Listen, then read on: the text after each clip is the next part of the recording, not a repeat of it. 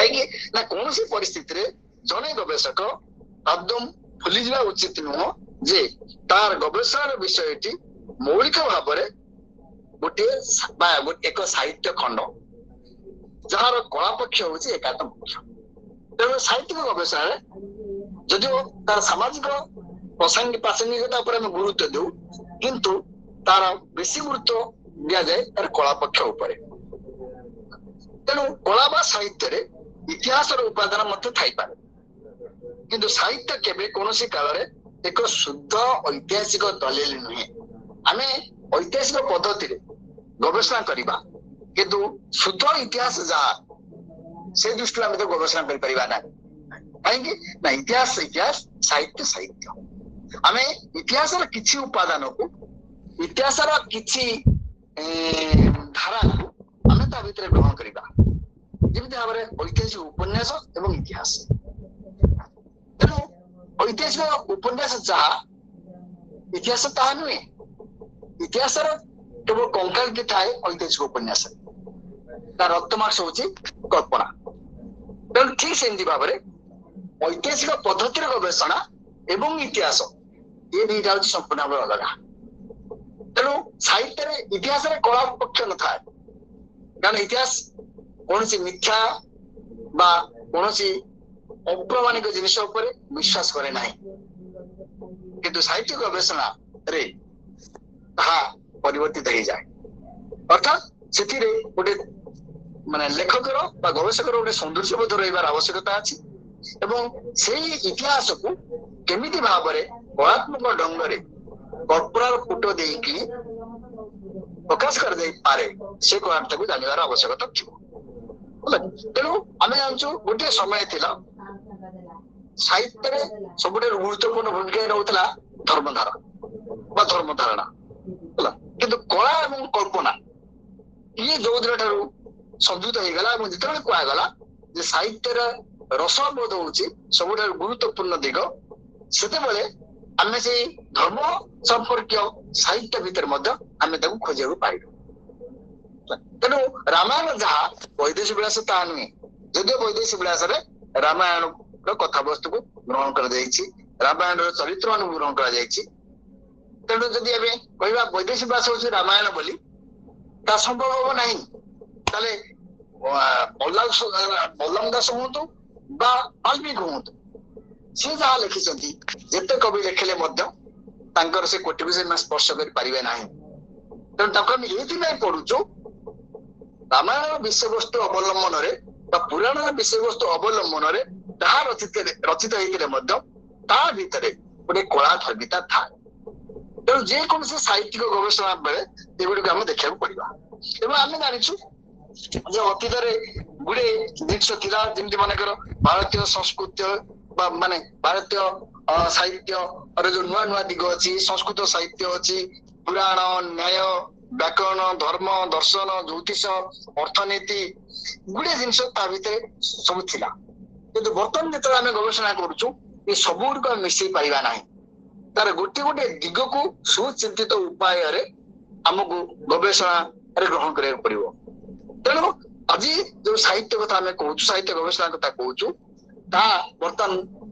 विभिन्न दृष्टिभंगी नहीं विविध हो विचित्र एवं तार जो स्लोगान मान केतबे अणसाहित्यिक हो पड़ुछि केतबे पुणी साहित्यिक हो पड़ुछि किंतु यह सत्वे साहित्य को कलाकृति रूपे मुख्यतः ग्रहण करा जाई गवेषणार आदर्श को प्रतिष्ठा करिवार आवश्यकता अछि तेणु सेति ए प्रकार गवेषणा होउछि साहित्य गवेषणार मूलपिंड तेणु पृथ्वी आम जाने डेकार्त बोली जड़े व्यक्ति थे सी प्रथम करी दर्शन गोटे पद्धति मेथड कहतु से मेथड से प्रचलन कले एवं डेकार्त जुक्ति करुले जुक्तियुक्त सिद्धांत हूँ जेकोसी दर्शन चूड़ांत सिद्धांत डेकार्त गोटे ग्रंथ लिखिं गोटे बही लिखिं ता ना हूँ डिस्कोर्स ऑन मेथड्स जो ज्ञान आहरण लगी कौन अनुसंधान बत्ती हाँपाई को प्रकार पद्धति अनुसरण कर संपर्क से आलोचना तेणु कहया कथा स्पष्टता परिस्फुटता ଏବଂ ବିଶ୍ଳେଷଣ ଆକୁ ଛାଡି କୌଣସି ଦର୍ଶନର ଗବେଷଣା ସମ୍ଭବ ନୁହେଁ। ଅର୍ଥାତ୍ ସିଏ ଗୋଟେ ବିଶ୍ଳେଷଣ ପଦ୍ଧତିକୁ ହିଁ ଗୁରୁତ୍ୱ ଦେଇଥିବେ।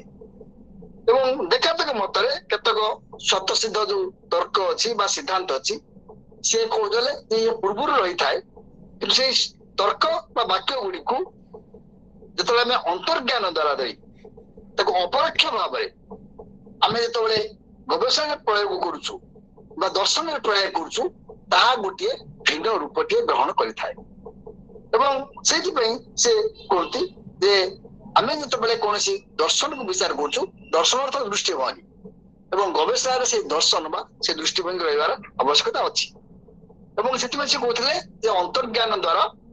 ଲବ୍ଧ ତର୍କ ବାକ୍ୟ ମାନଙ୍କୁ ହେତୁ ବାକ୍ୟ ରୂପରେ ଗ୍ରହଣ କଲେ ଅବରୋହ କ୍ରମରେ ଯେଉଁ ତର୍କ ବାକ୍ୟ ମାନଙ୍କୁ ନିଗମନ କରାଯାଏ ତାହା ସବୁବେଳେ ଅଭ୍ରାନ୍ତ ଏବଂ ନିଶ୍ଚିତ ହେଇଥାଏ।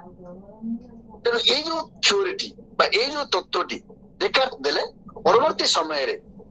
ତାହାକୁ ଆମେ ଗବେଷଣାରେ ଗ୍ରହଣ କରିନେଲୁ। ଏବଂ ସାହିତ୍ୟ ସମାଲୋଚନା କ୍ଷେତ୍ରକୁ ଯେତେବେଳେ ଆମେ ପଳେଇ ଆସୁଛୁ ସେତେବେଳେ ବା ମାନେ ଅବଶ୍ୟ ଏକଥା ଅଲଗା, ଗବେଷଣା ଏବଂ ସାହିତ୍ୟ ସମାଲୋଚନା ଅଲଗା ଜିନିଷ,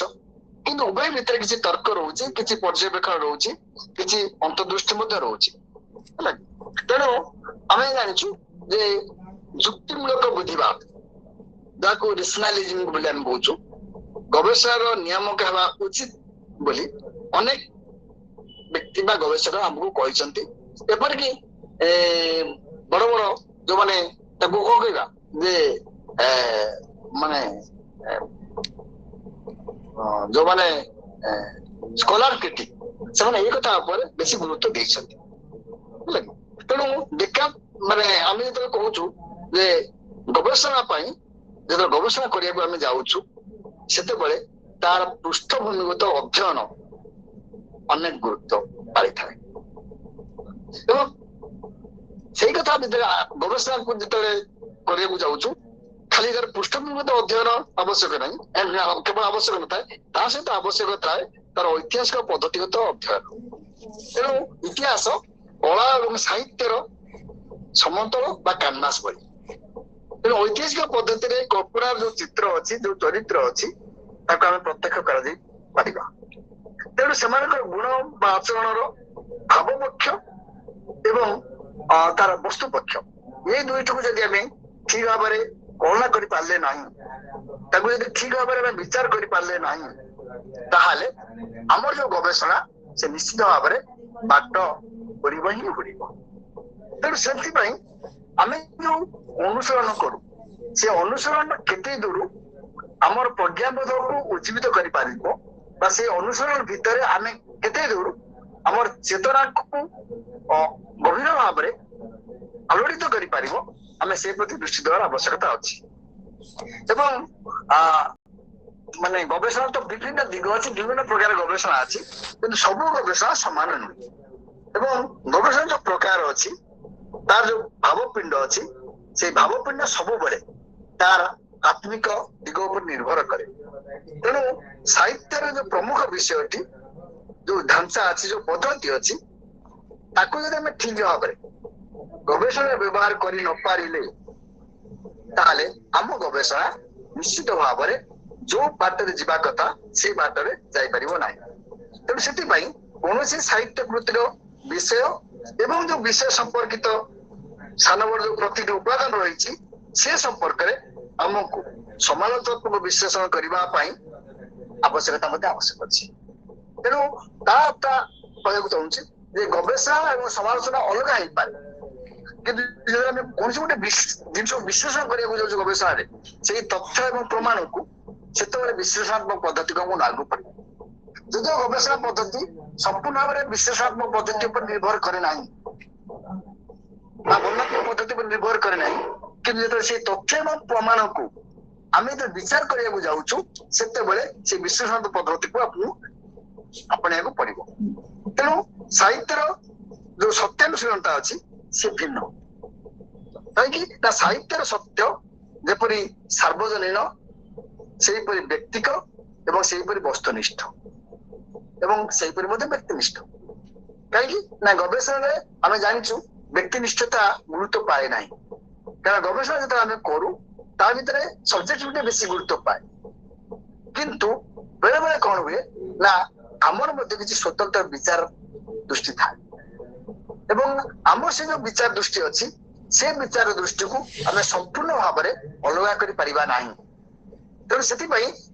ଗବେଷଣାରେ ମଧ୍ୟ ବସ୍ତୁନିଷ୍ଠତା ଏବଂ ବ୍ୟକ୍ତିନିଷ୍ଠତା ଏଇ ଦୁଇଟି ରହିବ। ତେଣୁ ସେଇଥିପାଇଁ ସାହିତ୍ୟକୁ ସୈଦ୍ଧାନ୍ତିକ ବିଜ୍ଞାନ ବୋଲି ଆମେ ବେଳେ ବେଳେ କେହି କେହି କୁହନ୍ତି, କିନ୍ତୁ ପ୍ରକୃତରେ ସାହିତ୍ୟ ଆଦୌ ନର୍ମାଟିଭ ସାଇନ୍ସ ନୁହେଁ ବା ଯାହାକୁ କହୁଛେ ଆମେ ସୈଦ୍ଧାନ୍ତିକ ବିଜ୍ଞାନ ନୁହେଁ। ତେଣୁ ସାହିତ୍ୟର ଯୋଉ ଅନୁଶାତ୍ମକ ଗବେଷଣା ତାକୁ ଆମେ ଯଦି ଜ୍ୟାମିତିକ ବୋଲି କହିବା ତାହା ମଧ୍ୟ ଆମର ଭୁଲ ହେଇଯିବ।